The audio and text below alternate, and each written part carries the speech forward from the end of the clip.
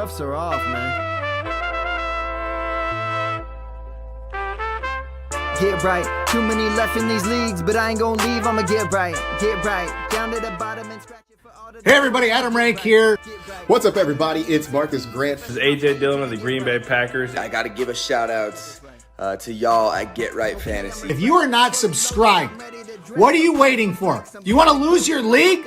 On a league, check out the Get Right Fantasy Network. You got to get right with the Get Right Fantasy Network. Best of luck with your podcast. Appreciate the support. And you're tuned in to watch my boys at Get Right Fantasy Network. Get you right. Enjoy the show. But I tune in every Friday. Strategies provided, I will lock in every way. So go and roll your sleeves up. Yeah, go roll your sleeves up. And I'm getting down, cause I roll my sleeves up. And I'm getting right, cause I roll my sleeves. What up? What up? What up, world? We are back. I'm Anthony, aka Rasta, and this is Get Right Fantasy Network. And I'm here solo tonight. Happy Memorial Day out there. Want to, of course, pay tribute to all of our fallen veterans out there. So again, we couldn't do the things we can do here if it weren't for them. So again, we always want to pay our respects there. And then other than that, man, we're here to talk some fantasy football. So glad you guys can join me here tonight, even though Frank's not here. Tycoon may pop in on us here, possibly later as well. But either way, we'll go through this mock. We're going to break down our last Friday night mock episode, which was a Superflex Full PPR Dynasty startup. We did 2 wide receivers, 3 flex, Superflex again on this one. And what's good about this type of show is not only, of course, are we giving you that feedback for your own drafts, but also for our mock draft tournament of champions that's going to be starting July 29th. It's going to give you guys some insight on kind of how I feel specifically here tonight about the teams, what we're looking for in roster construction that can help you advance in that mock tournament as well. It will be, of course, based off redraft, but again, we'll get into more of that as we go along. So for those of you guys who are new to the channel, hopefully you hit that subscribe button for us here. If you're already subscribed, hit that like button for me as well. But on Mondays, we're doing our mock grades here. And Fridays, we're back here again doing the actual Friday night mocks, doing the drafts itself. We will have some other shows coming up throughout the season. We'll be Monday, Wednesday, Friday, Sunday, doing waiver wires, roster management, game by game start sit. And Sunday morning active and last minute start sits for you guys throughout the season. And speaking of getting through the season, man, you do it to take home that prize at the end, man. You want to be the champion, and in order to do that, you want to get yourself one of these. Brought to you by our boys over here at TrophySmack.com. So make sure you guys go check them out. The link is down in the description. And when you do, you can browse all of their trophies, custom rings, like we did for our 1,000 subscriber giveaway. They also have belts, regular trophies, customizable chains. Again, all that can be found on TrophySmack.com.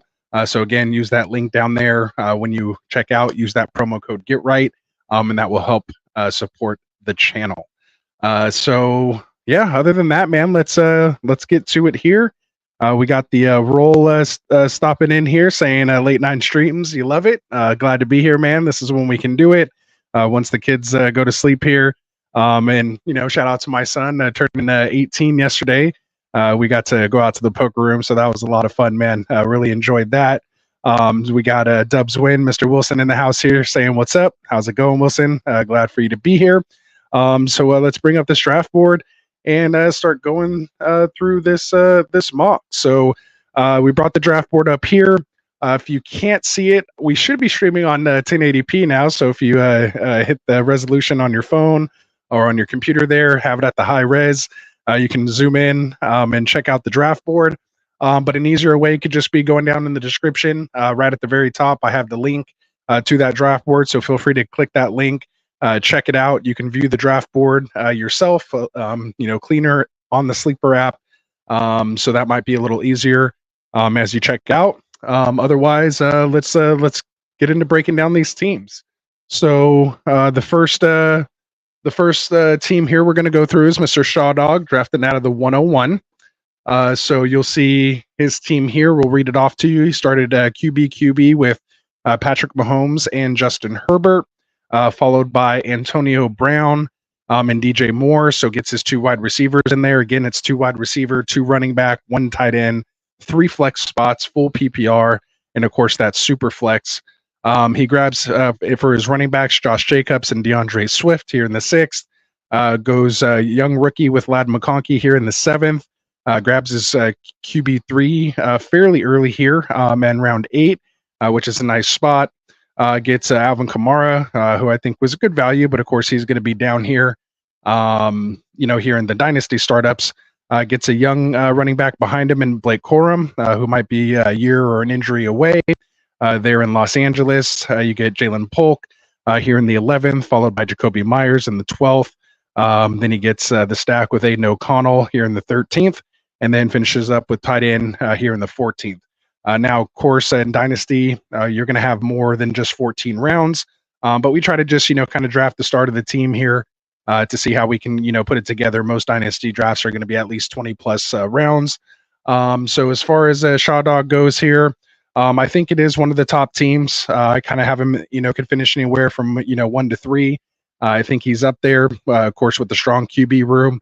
His running backs are ready to compete now, and I like that depth piece with Corum, who can come in and take over if this happens to be Kamara's last run. He has good wide receivers there, again, with 2 wide receiver, and, has, again, some nice young guys with McConkey and Polk behind him, and then one of the vets, Myers, just as a depth piece. So I think he's in a good spot there. And could have made like a little more depth. He is a little shallow, but I like what he does have there. Has the late tight end, which, in that type of situation, I mean, I don't hate it. He's kind of like the last tight end, in my opinion, K. Dotton, that you kind of feel comfortable with. I don't know what the Dynasty outlook, on it could be. But, for the most part, I like just waiting that long, anyway, on that tight end. You can always trade out of it. For me, it kind of where I would have done something a little different in the 13th, where he went Aiden O'Connell. I probably would have went with another like veteran wide receiver or running back there in that spot. And I think that's where he might get that little bit of extra depth going on, especially if it was another wide receiver. Just Aiden O'Connell to me doesn't really have any name value. Like even if he comes in and like plays decent, like a top 20, between 15 and 20 QB, I don't know if that necessarily has a lot of, assets. Like maybe you can trade that for a 3rd round, pick if somebody's really QB desperate. But no one's really ready to go, buy Aiden O'Connell at this point. And we got a good look at him that last year. So to me, I would have maybe went with one of the rookie tight ends in that spot that you saw, go a little later, like Sanut or Sanders there instead. But overall, I came in at an A-, kind of like B+ borderline with that one. So I could even went with Jalen Wright there, the Miami running back in the 13th as well. So that would have got it maybe more closer in the A range. But Shaw Dog, I have you coming in here as an A-, B+ for this team here out of the 1 spot. So well done. We know you're one of our newest ambassadors here to the channel. Got the mocks running all day long over there. So again, appreciate all the support and everything here with the channel and spreading the word of Get Right out there in the mock land. And I can't wait to see what happens here and see if we can take it down one of these tournament of champions this year, man. I know you've been close, so we'll see. All right, so we'll move on here to the 2 spot. We have our guy Iron Man drafting here in the 2 spot. So he goes Josh Allen, 102, followed by Garrett Wilson. Then Brock Purdy here in the 3rd. Running backs, he double taps here with Ken Walker and Kyron Williams. He grabs the early young tight end here and Brock Bowers. Then he gets a nice little double tap here with young wide receivers of Brian Thomas and Ricky Pearsall. followed by a vet wide receiver here in Chris Godwin. Then you get Aaron Jones here in the 10th, followed by Geno Smith in the 11th as his QB3.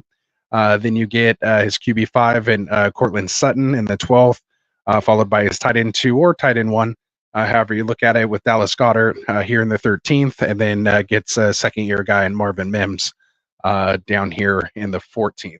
So for this one here, Iron Man, I have you kind of in that top 4 to 6, I guess, that 4, 5, or 6 range here, where with the potential of making a run depending on how things kind of play out.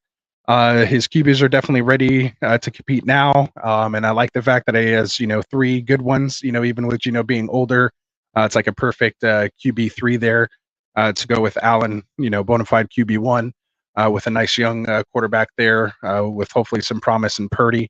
So I think that was well done there. As running backs are win now. It lacks a little depth, but you can always trade, for a running back later on. But again, coming out with Walker and Williams and Aaron Jones, he's ready to go now. And as far as his wide receivers, it's a decent wide receiver room. He has rookies, there in that spot that are some assets that can, really potentially gain some there, and then has that kind of bona fide wide receiver 1 potential guy here in Garrett Wilson. So I like the kind of the core that he has going there. Could be maybe a year away, but again, could make a run, with the pieces he has. So I came in with this one as a solid B, maybe a little towards a B minus. And yeah, but I kind of just have him right in that range. So let me know what you guys think there on Iron Man's team. Do you like it better than Shaw Dogs? I apparently did here in my grading, but we'll see what you guys say. So we'll continue to move on here. We have our boy Fins Up here drafting in the 3 spot. So he comes out with kind of looks like a little anchor QB build here. He goes Jalen Hurts in the 103, followed by Christian McCaffrey, RB1. Grabs the young wide receiver rookie here in Malik Neighbors in the 303, followed by Michael Pittman in the 4th. Gets his QB2 and Von Achan here in the 5th. Another rookie wide receiver in Xavier Worthy in the 6th, followed by a double tap of 2 vet wide receivers here in Mike Evans and Cooper Kupp. Gets the stack here in the 9th with Matt Stafford. Comes back around on his long turn and grabs his QB3 and Aaron Rodgers.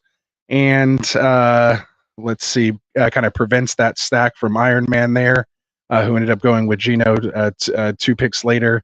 But then goes Jaylen Warren as his RB3, followed by Evan Ingram as his tight end 1 late here. Perfect spot.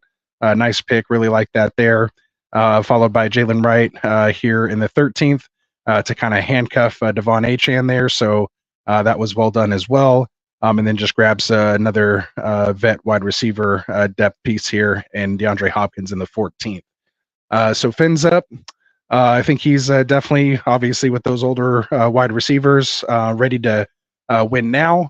But of course has, 2 first-round basically rookies as well, and Neighbors and Worthy. So I think he executed that very well. He may require a rebuild soon, but if those wide receivers come in, could just be a nice little changeover there, especially just in a 2 wide receiver league. So I think he's in a good spot. Again, anchor QB with the vets at the QB 2 and 3 position, potentially deadly RB room. Again, with the RB1 overall and CMC and Devon Achan, one of the highest efficiency runners so far when healthy. And then again, got the handcuff there with Wright. Has, like I mentioned, first round rookies with Neighbors and Worthy. And his other wide receivers were all basically wide receiver 1 overalls in respective years when they were at their peak. Like I said, with Kupp, Evans, and DeAndre Hopkins, and then just kind of Pittman right there in the middle. So definitely like the wide receiver room there. Got the top target getter and tight end last year at a very good spot. So great pick there. Just very well drafted team with the understanding that you have to sell off some of those pieces if you end up having some other injuries or feel like you missed out or maybe lost in the first round. Try to push those pieces if the league does allow trades during playoffs, which I'm a fan of. Let me know what you guys think about having trades on during the playoffs. I think that's for sellers how you can get just insane value. You can kind of hold guys for ransom that are trying to win a championship and kind of get the best value there. So anyway, let me know what you think about that.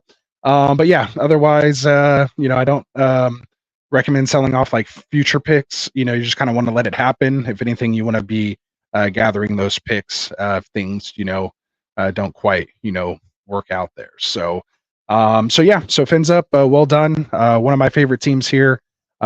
Came in at a minus, B plus. I might even slip that into like an A minus range as well too. Just very well done.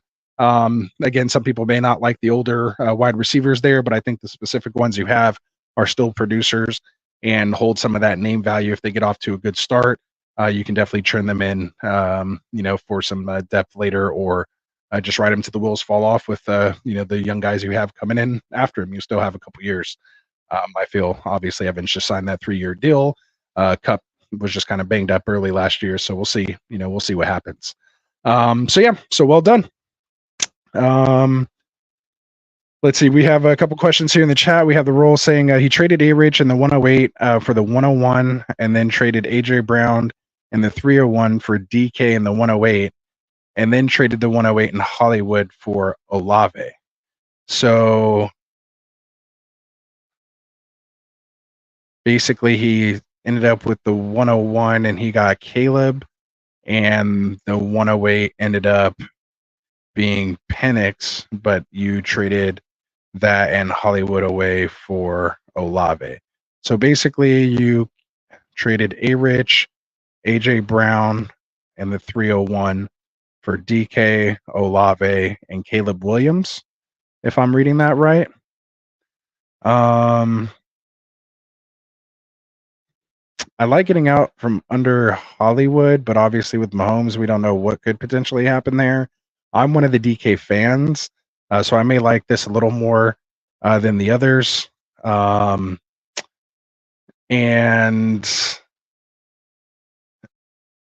I like Olave. We just don't know what's going to happen there at quarterback this year as well too.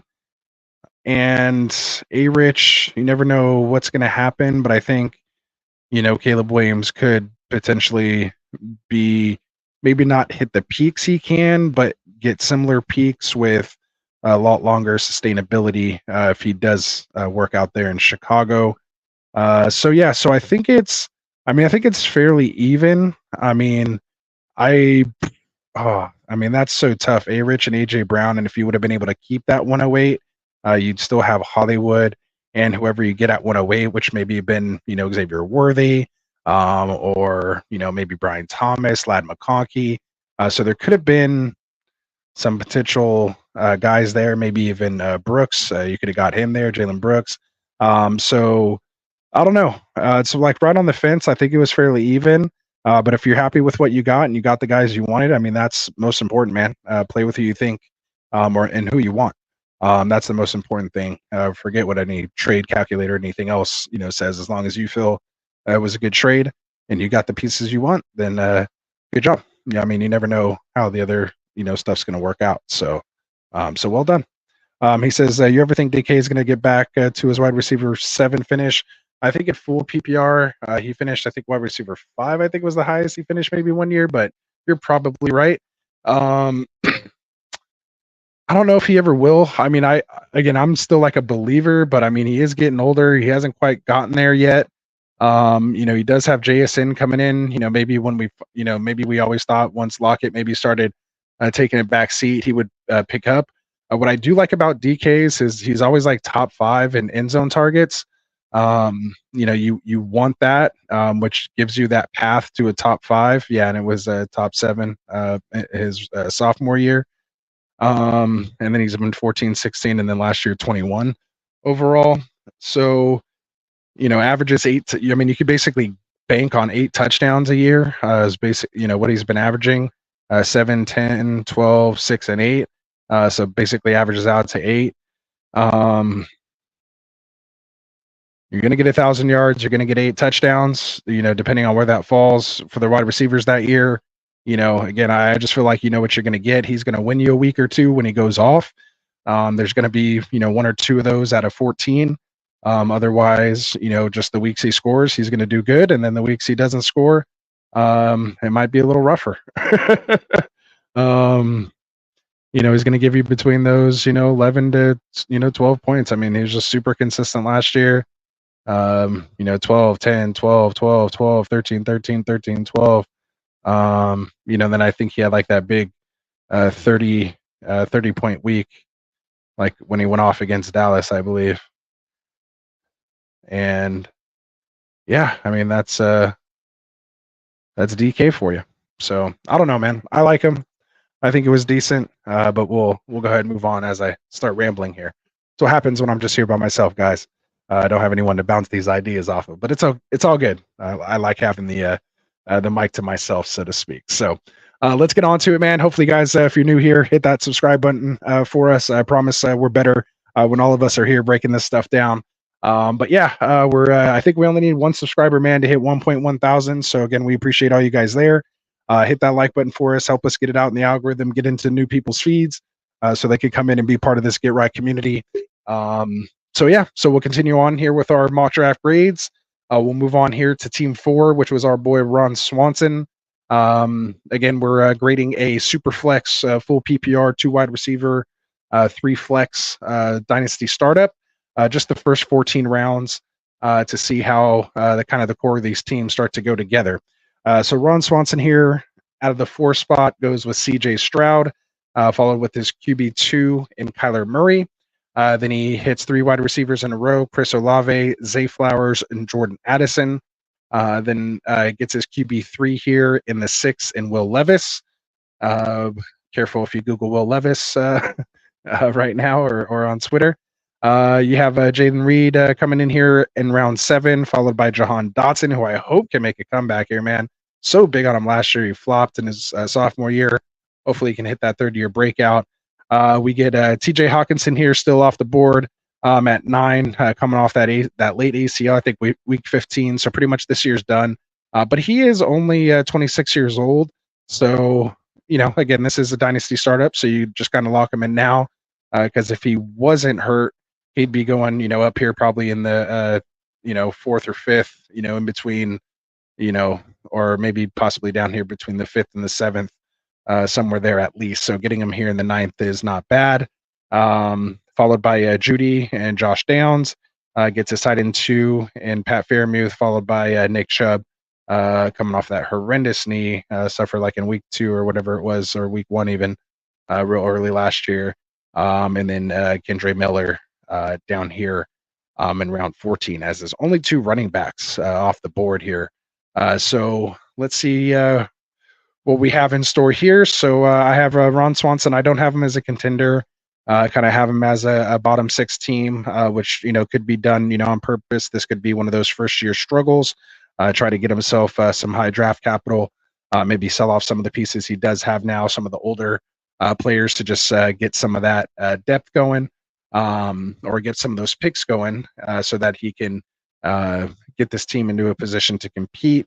Obviously invested heavy in wide receivers, so he's hoping those young picks that he had could potentially cash out and get him in a good spot to make some moves. Obviously, he's good with and young at quarterback with Stroud and Murray, and then kind of has that lotto ticket in Will Levis to see how that ends up playing out as well. So you could have a potential nice young QB3 there for the next couple years. Again, Hawkinson's more of a next year play than this year.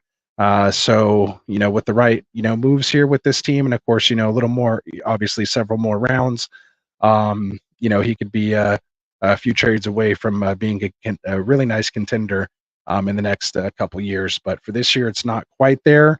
So again, it's hard to kind of grade these ones. Like if I'm grading it based on, this year, I think it's, comes in as like a C plus.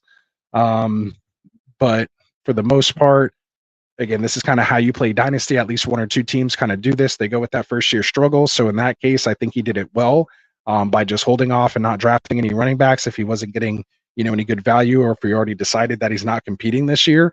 You truly don't even really need to draft any running backs. You can always just trade for those later. Some veteran guys, they're always ready to be moved because of the short shelf life. So you don't really want to add those until you compete. So if you took it from that perspective, I would definitely give it, an A minus for the execution there. Again, all young assets that he went after that could be moved, if that stock market value goes up with their play this year. With all these guys, I mean, Olave, Flowers, Addison, a lot of second-year guys, Reed, John Dotson, again, waiting for a breakout, Jerry Jeudy with the team switch, Josh Downs, second-year guy. So he's just banking on those breakouts. If he hits on just half of these guys, he's going to be in some serious contention and have some serious assets to move on with. So again, if we're grading it just for this year, C plus. But if we're grading it just kind of overall with that future dynasty outlook and, needing some execution there, I think he did it very well. Not a lot of people like going this route because, they always just want to win right now. But I think as the draft unfolds, if you, especially if there's other trades and stuff going on during the draft and you feel like you didn't get in on any of that and your team is just behind, then don't settle for mediocrity. Just start acquiring assets and just start, building maybe for the next year or two from there. So there we go. So what else do we have here? Classic Mike, we went over his team on Friday. So if you want the feedback on his team, go check out the stream on Friday if you happen to miss it. But for the sake of time, we will move on here to Kuda here drafting out of the, what is that, 6th spot. So he goes Anthony Richardson with his first pick, followed by Jahmyr Gibbs, then Sam Laporta as his tight end. Grabs his next 2 picks as wide receivers and Nico Collins and DK Metcalf. Grabs his QB2 and Baker Mayfield here in the 6th. Grabs his RB2 and Derrick Henry in the 7th, followed by 2 more vet wide receivers in Amari Cooper and Hollywood Brown. Grabs his RB3 and Zamir White in the 10th, followed by Justin Fields, a little dart throw there at a QB3 with not too much left, taking a chance there in the 11th, followed by Zach Moss here in the 12th. Then he gets Rashid Shaheed in the 13th and rounds it out with Jerome Ford, who will most likely be starting the year for Cleveland as Chubb makes his way back from that injury in the 14th. So a little RB heavy in this one, but again, it's 2 wide receiver, 3 flex. So you have that ability to get these running backs. Of course, these are all kind of volume type guys or high efficiency guys with Gibbs in the lineup. So for Kuda, I think he's definitely a contender. I could see this range from anywhere from first place or maybe even just kind of a playoff team, getting in there at 6, just kind of depending on if his QB room, stays healthy, because there is, a little bit of lack of depth there. But has very strong running back room, decent to good wide receiver room with a little bit of depth. But it is kind of on the older side. Doesn't have any rookies on the team, so he's definitely going for it now. And then, of course, rounds it out with the tight end 1 in Dynasty right now and Sam Laporta. So overall, I think it was a nice put together team. Could go either way. So I kind of have it in that B minus range, just because of, some of those, things I mentioned. Just, we're not sure, how the QB is going to play out with Richardson and Mayfield here, and then not having that QB3. If you had someone like Richardson, I think getting QB3 is, more important. You need to, grab one a little sooner there, which, you kind of get set back by taking that early tight end there. And just, a couple other places, maybe he could have grabbed someone or maybe just went with a Carr, Derek Carr or someone like that, just to have a little bit of more safety net there if you're going to, go in right now. Again, wide receivers doesn't have like a true wide receiver 1. Metcalf, Collins, we've kind of seen him get there. We've seen Cooper kind of finish in as a top 12 type guy. Brown has the potential, but no just anchor wide receiver on this team.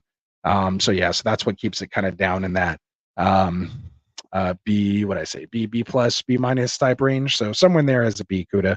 But always well done, man. Always like drafting with you. Keep it coming, man. Can't wait to see you in the tourney. All right, so we'll get on here to our boy Wilson. Down here, drafting in the 7th spot. I know his team was kind of highlighted on Friday, so I'll give you my input here now. So he's the first one to opt not to go with the quarterback, stops the QB run in the first, and goes with the Dynasty wide receiver 1 right now in CD Lamb, 107. He comes back around and gets Puka Nacua as his second wide receiver. Again, just a 2 wide receiver league, 3 flex, so starting off very well there. Probably one of the best wide receiver duos to start off. You could argue that Jefferson Hill combo right next to it is pretty gnarly. And then that, Amon Ra, Harrison could be as well. So, we never know, but definitely feels like one of the top 2 guys you'd like to have at the position. Then he double taps quarterback with Tua Tagovailoa and Jared Goff, which I mentioned on Friday. Was a nice pick because he stopped the Jahmyr Gibbs, Sam Laporta, Jared Goff, little trio stack there. So well done there, Wilson, for the sake of the league. Sometimes you got to take one for the team. So we all appreciate you breaking up that stack for us. Then he goes Isaiah Pacheco here in the 5th, followed by George Pickens in the 6th. He is a Pittsburgh fan, so he does double tap 2 Pittsburgh Steelers here with George Pickens and Najee Harris, followed by Terry McLaurin. Then Tony Pollard grabs Keenan Allen down here in the 10th, gets his QB3 and Derek Carr in the 11th, grabs Mike Williams coming off that ACL in the 12th, Cole Kmet as his tight end 1 in the 13th, and takes a flyer here on Keaton Mitchell down here in the 14th as his RB4. So for Wilson, I think he's a contender. He's kind of top 4 is where I could see him finishing anywhere from 1 to 4 is where he kind of should be with this type of team. It's older, but decent producing QB room. He has like an anchor running back with some questionable guys. Guys with question marks, but they're at least RB1s of their own team for now. With the 2 guys, we talked about Spears and Warren kind of breathing down Najee and Pollard's back. So we had a good discussion about that on Friday. So again, top 2 to 3 starting wide receiver duo in the league. Has good veteran depth behind it. A little weak at tight end there with Kmet, but you can always go, make a trade for one potentially there. So Wilson came in as like a B plus on this team. I think it was well done. The Derek Carr, Goff, it's a little older. I don't like the Pittsburgh stack with Pickens and Najee. I'm not a big McLaurin fan. The shelf life of Keenan Allen and, a little questionable here with Mike Williams. We'll see what he ends up doing behind Garrett Wilson there with the Jets, which we, see plenty of targets and usage going to Brees and Wilson there. So we'll see how much is left over for Williams if and when he does make it on the field. And so just with all that said, keeps it out of the A range for me. But yeah, kind of in there in that B plus type range. So there you go. So well done, Wilson. Always appreciate everything you do, man, for the channel. And appreciate you again just for everything you do, being that ambassador that you are. So he said appreciate all the fellas stopping by and checking this out. So yeah, make sure you guys hit that subscribe button for us. We have Wilson asking, are you drafting Nick Chubb if he's still available in round 10? In Dynasty, no. In redraft, probably no. I'm kind of staying away, just like I kind of stayed away from Brees and Javonte last year. Don't really like guys for the most part coming off ACLs. I will take the chance on someone like Brooks because he is so young, and go into a place where they just need playmakers. So I'll get him on a Dynasty startup. But for the most part, I'm kind of out on Chubb this year, and I was his biggest fan last year coming into it, and suffered with everybody else that was like that, just like me. So yeah, it's tough. It's tough. We have the role talking about DK still saying he was the wide receiver 16.5 PPR. He says, I don't know his size and build. along with his wide receiver 7 finishes.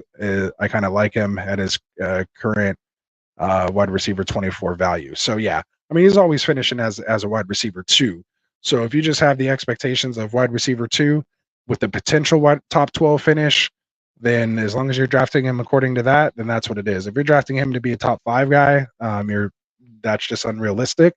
But I think if you draft him as a mid to high end wide receiver 2, that'll give you some wide receiver 1 weeks, 1 or 2 a year, and win you a week. DK is your guy. So yeah, I can't get away from the size and the speed, and just I've interviews he does. I just like who he is and what he's about. So yeah, I mean, I'm a DK fan. I have him on several of my dynasty teams because a lot of people were selling him. So I'm the guy buying. All right. So we'll move it on here. We're gonna skip Phil's team. If you want that breakdown, go check out the Friday episode. We're not gonna go over my team here. Maybe if we have time, since I'm here by myself, maybe I'll run through my team because I don't think we did that on Friday. We're not going to go over Santos's team. We did that on Friday as well. The 3 of us were basically picking 1, 2, 3 right there. So a lot of fun. Got sniped several times by Mr. Kindle there at the Fantasy Football Tavern. So again, thank you for that. Still a little snipe heard about it, but we'll move on. So we'll get here to KSteph04. So appreciate you coming out. I think this is the first time I've seen you in one of our Friday night mocks. So appreciate you spending your Friday night with us. So KSteph goes Joe Burrow and Jordan Love, double tap out of the 11 spot right out of the gate. Trying to get some quarterback advantage there. Kind of what you have to do when you're drafting on the end of these drafts and you don't have access to those top tier wide receivers and quarterbacks. You try to gain your advantage somewhere else. So grabs those 2 quarterbacks right out of the gate, followed by 3 wide receivers that are young. Jalen Waddle, Devonta Smith, and Tank Dell. Tank Dell's a little older, kind of second-year guy, but still young nonetheless. He gets Brooks here, who we were talking about earlier, coming off that ACL, Jonathan Brooks with Carolina, followed by Travis Kelce here in the 7th, followed by Rashee Rice in the 8th. So trying to grab value here as it falls. Grabs the second little bully tight end here in George Kittle. And no, this was not tight end premium, even though we have several folks kind of playing this bully tight end spot. I think they're just trying to block tight ends from me. And then actually I ended up snagging Andrews, but I wanted Kincaid round before that. But anyway, go back to the Friday show for that. So then we have Calvin Ridley drafted here in the 9th, followed by Zach Charbonnet in the 11th. James Conner and Raheem Mostert, the 2 elder RBs, top producers coming here in the 12th and 13th, and then grabs his QB3 and Russell Wilson, potential starter here this year in 2023, here in round 14 to round this mock off. So KSteph, I put it in contender, said felt like it's in that 1 to 5 range, somewhere in there. Has the nice young QBs with the veteran QB3, so I feel like the QB room's in good shape. Has 2 starting vet running backs with 2 young guys and a potential RB1. And Brooks, again, really could take over as soon as this year, but great this year. Has a great handcuff in Zach Charbonnet. If anything were to happen to Ken Walker, and should have some standalone flex value just on his own. As we see that offense evolve and get a little more pass happy now that Pete Carroll's gone. You got the guy from Washington coming in over there. So you have young and talented wide receiver room, and then Ridley, wherever you want to kind of put him mixed in there. But they're all on their wide receiver 2s on their respective teams. That's the only thing you can kind of say. But they're kind of the number 2s to alpha number 1s, which is why they have, good value and why they're so good, because a lot of the teams are going to be, not only they're talented themselves, but they have true alphas across from them that the defense is most likely going to scheme them open, so to speak, to roll that coverage to that alpha wide receiver. So you're going to find Jalen Waddle, open underneath when Tyreek Hill takes the top off the defense, so a lot of opportunities for targets there. Devonta Smith has AJ Brown across from him, so defenses are going to be concentrated on Brown, which opens things up for Smith, who's wide receiver 1 pretty much on his own. Then you have Tank Dell, of course, with Diggs coming over, and Nico Collins still there. So, again, could open up some big play weeks there, as well as having a nice floor being the second passing option in the offense as well. Really no competing tight end or running back. And I mean, maybe now you could say Saquon with Devonta Smith, but Smith is established. They just paid him. So again, I just really like what he did there. Obviously, buying the dip on Rashee Rice here, he'd be going a lot higher if it weren't for all the off the field issues. Again, this is Dynasty, so even if this year or next year, wherever it is, he will end up getting suspended for everything that's happened. But that is temporary, and he's still young and on the second year, so should still hold some value past this year once that's all behind us. And then again, has tight ends to compete now, so I think he needs to with Kelsey and Kittle being older there, and then of course Connor and Mostert I talked about already. So just as you can tell, I really like this team, how it's put together, how it was drafted. I mean, I'm not really usually a big fan of this double tap of tight end here, but the way they constructed the wide receivers and then finished off with the running backs and where they took the young running back, that could be the potential RB1, for that team, and has a chance to be the new RB1, or at least the RB1 in fantasy terms. Just really like what the K-Steph did here in the 11th spot. So I gave it a A- B+ for this team. Just very nice build, and I really like it overall. So well done. Tough to do in the 11th spot. So I really like what you did there. I'll be taking notes on that one, K-Steph. So appreciate it. Good job. All right. So let's see. We have Wilson saying, thanks, Rasta, for all you do for us. Diehards, I hope everyone had a great Memorial Day today as well. So, yeah, absolutely. And again, happy Memorial Day out there. Thoughts and prayers go out to all of those veterans out there that have paid the ultimate sacrifice to allow us to do what we can do here every day. So, big respect there. All right. So let's finish this thing off. We'll get here to the Nick Rock here in the 12 spot. So obviously you're kind of at a disadvantage here drafting 12. So you kind of got to make a decision on what to do and get a little unique. This was one of the more unique builds that I've seen out of the 12 spot in Dynasty Startup. So let's run through it and I'll give you my thoughts. So Nick Rock goes Amon-Ra St. Brown here at the 112, followed by Marvin Harrison Jr. Double tap there. Comes back around, grabs another young wide receiver asset in Brandon Ayuk. Then triple taps quarterback, which caused a lot of problems with some of these builds. Nobody really expected it. Classic. Phil thought Cousins might fall back to them, but that didn't happen. So he takes Dak Prescott, Bryce Young, and Kirk Cousins there in the 4th, 5th, and 6th. Grabs another wide receiver depth piece there in Steph Diggs in the 7th, followed by Ramondre Stevenson as his RB1. Then gets Jake Ferguson, followed by Deontay Johnson, wide receiver. Gets Troy Franklin here in the 11th, followed by Romeo Doubs in the 12th. Gets Austin Eckler in the 13th, and finishes it off with Devin Singletary in the 14th. So Nick Rock, I think he could be a contender. I have him kind of in that 3 to 6 type range. Has some older QBs, coming off injury and just kind of non-production. Obviously, with Bryce Young and Kirk Cousins with that Achilles. And then there's Dak, who's, coming off a potential MVP bid there. Great wide receiver assets. You can look to package some of those assets and sell off a couple to maybe upgrade at QB if you need to. Package them, a piece with something else to upgrade at a running back position to kind of move up in the contention rates. Just because his running backs are a little suspect, but we'll see what ends up happening. Devin Singletary, has a path. Eckler could be a nice just PPR flex type piece for getting him there in the 13th.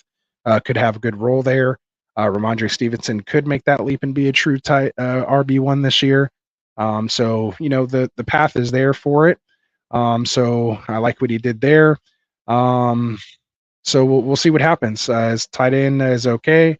Again, got the Ferguson and Dak stack, so I like that there to get a little extra value out of that position. So that definitely helps in my opinion. So for Nick Rock, I came in with a solid B for this one here. So well done. And yeah, so there we go. So sorry you guys only got just my opinion here this week. So we don't get to see kind of where Frank came in at, or even Tycoon. But hopefully that helped you out with just some insight, which what I was thinking, as this draft unfolded. So hope you guys did well there. I do, of course, have to let you guys know about our boys. Let me get this fixed here. Does that work? There we go. All right, that works. All right, so gonna tell you about our boys over at TrophySmack.com. So I don't know where you've been if you don't know who Underdog Fantasy is, but it is the best and easiest place to play fantasy sports. From their best ball draft tournaments to their pick'em entries. Basically, best ball is kind of how they first got established. Basically, you draft your team, no season-long commitment, no waivers, no trades, no weekly lineup setting. I actually got in one of their big tournaments last year, the Chihuahua. It was a $4 entry, and I ended up getting 42nd place out of 70,464 people.